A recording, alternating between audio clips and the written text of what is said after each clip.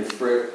Andrew Carnegie being the original donor of my publisher, so probably if he was alive, he'd say I was biting the hand that was feeding.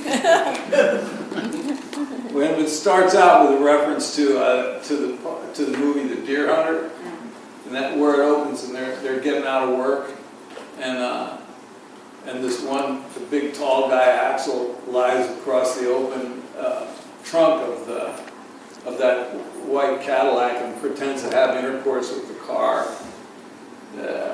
Kind of a Western Pennsylvania deal there. It's called Fire. When Axel starts humping the Coupe de Ville's trunk in Michael Cimino's The Deer Hunter, America raises its iron voice over the coal fields of Pennsylvania. Backyard engine blocks, chain hoists, bell housings, toothed gears resting in pans of oil, stammering out the poem of combustion, bright tongues and wings, white-hot ingots glimpsed in the huge mills by the river, coke ovens, strip mines, brick stacks burning over the spine of the Appalachians, Carnegie, gifter of libraries, Frick with his Rembrandts, his Titians, both fast asleep in the arms of the strikebreakers under the ashes and slag. Fire with no roots, no memory, grooved steel running all night to Detroit. Fire of the profit line, fire of the shareholders, I-beams, pistons, fenders, and chrome.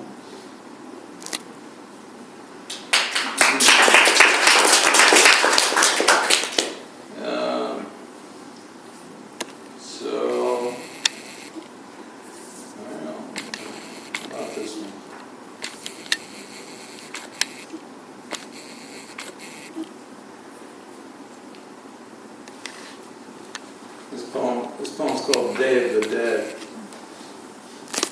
Last night the owl swooped low overhead and dropped a torn hen carcass on the neighbor's roof. Red feathers scattered, feet hanging down, which they've left sprawled on the shingles like some occult sign, hoping to see him return. And here come the children up the walk, through the pine mulch and drizzle, into my yellow porch light. Count Dracula with porcelain fangs, a 5-year-old Cleopatra wearing a vest with gold trim.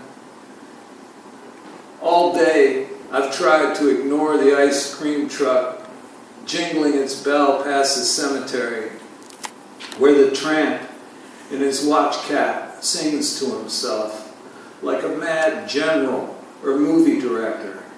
Jean Cocteau letting the stage dust filter the twilit underworld where death looks like a torch singer who wants to make love to Orpheus, or Sam Peckinpah with his bullets and dynamite getting ready to blow up the water tower, the script in one hand and a gin in the other, keeping an eye out for beauty.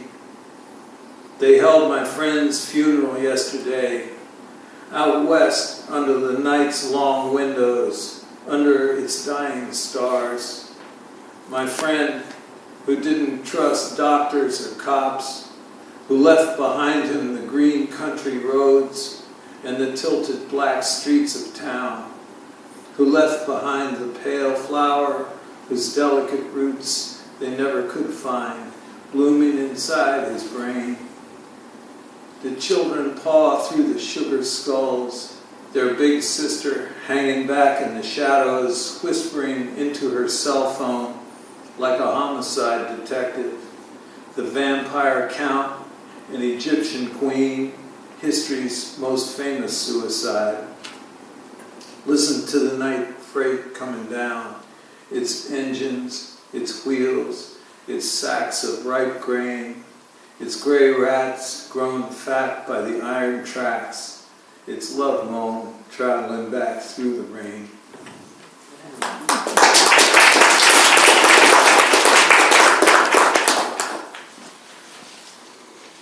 Yeah. I got a new poem here.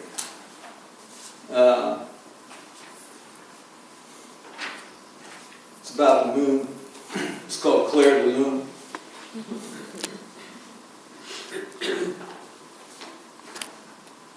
We started back from the coast in the darkness, watching out for black ice, with evergreen branches on either side, the sea wind pushing us up from the beach, and 5 or 6 people coughing, everyone trying to rest.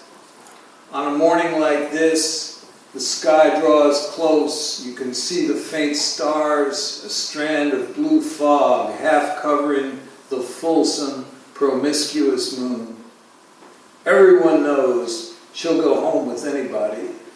Even you, in your second-hand shirt with aspirin in the front pocket, your tongue asleep in your mouth like a reef fish tasting of smoke and wine, its songs left behind on the ribbed sand, abandoned there by the ebb, song of watching the crab boats at night, song of watering the houseplants. She'll follow you home to your skeletal orchard, your barn with its vagrant wisps of hay, though she surely won't let you sleep. Hours from sunrise over the driveway, shining into your kitchen. They say she went home with Stanley Kubrick in 1968, posed naked under his arc lights. She shines on the bus driver's blonde ponytail. She's making big eyes at him. His hands on the wheel with their black leather cuffs, shines on the sheet metal covering the engine, and the road's thin shoulders speckled with rock salt hunched against the dawn.